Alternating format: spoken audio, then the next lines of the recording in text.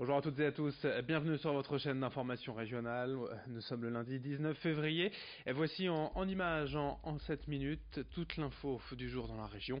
Avant toute chose, bien sûr, vos prévisions météo. On aura non pas un temps ensoleillé comme ce fut le cas ce week-end, mais un début de semaine bien plus nuageux et humide. Les perturbations vont en fait traverser la région d'ouest en est. Depuis ce matin, le littoral est d'ailleurs le premier concerné par les averses. Et puis toute la région, notamment la métropole lilloise, subira également la pluie jusqu'à cette nuit. Quant aux températures plutôt fraîches ce matin, elles iront tout de même jusqu'à 6 ou 7 degrés pour les maximales cet après-midi. On aura le temps bien sûr d'en reparler avec notre partenaire, la chaîne météo, les prévisions complètes juste après ce journal. L'information à la une d'abord en ce lundi, c'est la multiplication des cas de rougeole depuis quelques jours en France et dans la région. La semaine dernière, un 5e patient a été confirmé à Villeneuve-d'Ascq sur le campus de la Cité scientifique. Précisément 4 étudiants et un enseignant-chercheur de la même école contaminés. Du coup sur place, une campagne de prévention est depuis menée. Mais à quoi correspond exactement cette maladie, la rougeole? Quels sont les dangers, les risques, les moyens de prévention? Les explications en plateau de notre journaliste Céline Huret. 387 cas de rougeole ont été recensés en France depuis le 1er novembre et parmi eux, une jeune femme de 32 ans en est décédée. Dans le Nord, 4 personnes ont eu la rougeole récemment. Il s'agit d'étudiants et de personnel de l'Université de Lille. Alors tout d'abord, qu'est-ce que la rougeole? C'est une maladie qui se transmet par voie aérienne. Les symptômes sont de la fièvre, de la toux, le nez qui coule, des points blancs dans la bouche, les yeux rouges et une sensibilité à la lumière. La maladie est en général bénigne, mais dans certains cas, comme on a pu le voir récemment, elle est très dangereuse, et notamment chez les jeunes adultes. La rougeole peut causer des pneumopathies graves ou des complications neurologiques sévères.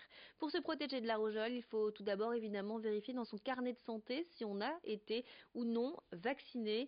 Il faut avoir reçu 2 doses, une première à l'âge de 12 mois et une deuxième entre 16 et 18 mois. Si vous avez déjà eu la rougeole, vous pouvez considérer que vous êtes protégé. Dans le cas où vous n'avez plus de carnet de santé, vous pouvez savoir si vous avez été vacciné pour la rougeole en faisant une simple prise de sang. Sinon, si vous avez un doute, il vaut mieux recevoir à nouveau une dose, voire 2 de préférence, quel que soit votre âge. Il faut savoir que se faire vacciner une seconde fois n'est absolument pas dangereux. Cet épisode de rougeole pointe clairement du doigt le problème de non-vaccination de certaines personnes en France. Dans l'actualité également, sachez que le Centre d'information sur les droits des femmes et des familles du Nord propose cette année 4 rendez-vous pour connaître ces droits, pour mieux comprendre le système judiciaire. Chaque année, près de 1000 personnes se tournent vers le CIDFF et parmi elles, 70% sont des femmes.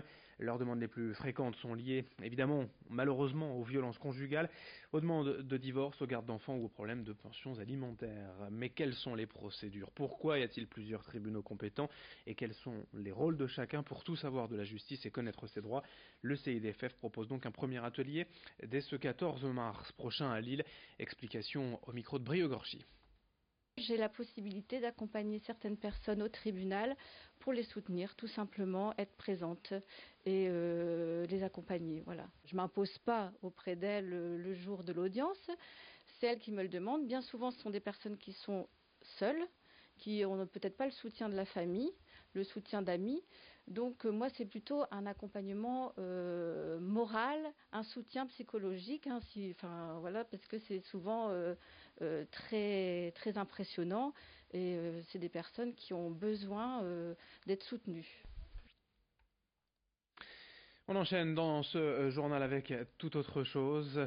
Pour bien connaître la région, il faut aussi bien connaître le genièvre de Houle. Forcément une spécialité incontournable, d'autant que la distillerie de Houle, près de Saint-Omer, vient d'être primée à Londres au sein du concours international de spiritueux, le World Gin Awards.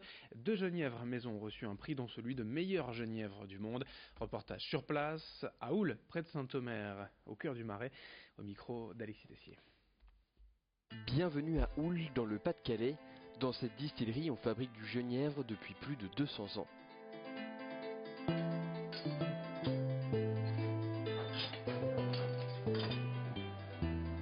Et ici, tout est fait maison, de la fabrication jusqu'à la mise en bouteille et l'étiquetage. Plus de 20 litres de genièvre sont produits ici par Lionel Persine et ses 4 associés pour le plus grand bonheur des nordistes.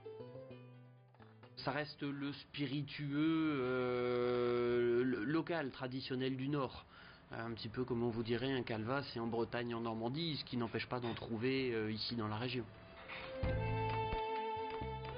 La distillerie Persine, une histoire de famille. En 1942, l'arrière-grand-père de Lionel rachète la distillerie et depuis, 3 générations s'y sont succédées.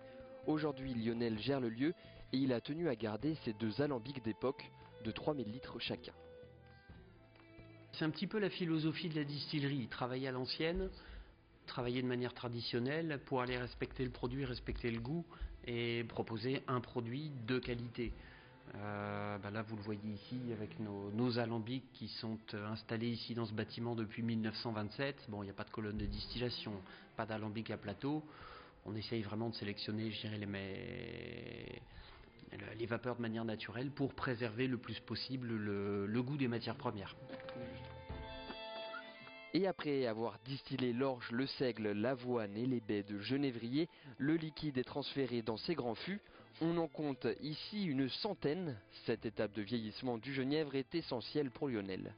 Sur un jeune genièvre, forcément, l'impact le plus important au niveau du goût, ça va être le bouquet des matières premières. Donc là, c'est la fabrication, ce sont les alambics.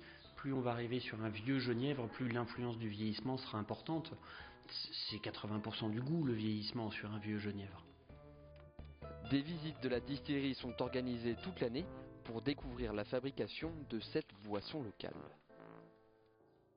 À consommer bien évidemment avec modération. On termine avec du sport. D'abord le match nul encourageant tout de même du LOSC hier à domicile face à Lyon. De partout, les Lillois, je vous le rappelle, étaient menés 2-0 à la mi-temps, mais ont su réagir pour arracher le match nul et un point qui fera peut-être la différence.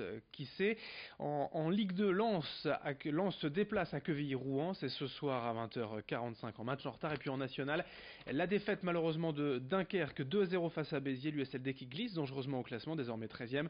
En revanche, ça va un peu mieux pour l'USBCO, 12e après sa victoire, 2-1 face à Chambly. Fin de ce journal régional. Dans un instant, la suite, vos prévisions météo et l'actualité locale de retour dès le prochain quart d'heure. Très belle journée à toutes et à tous.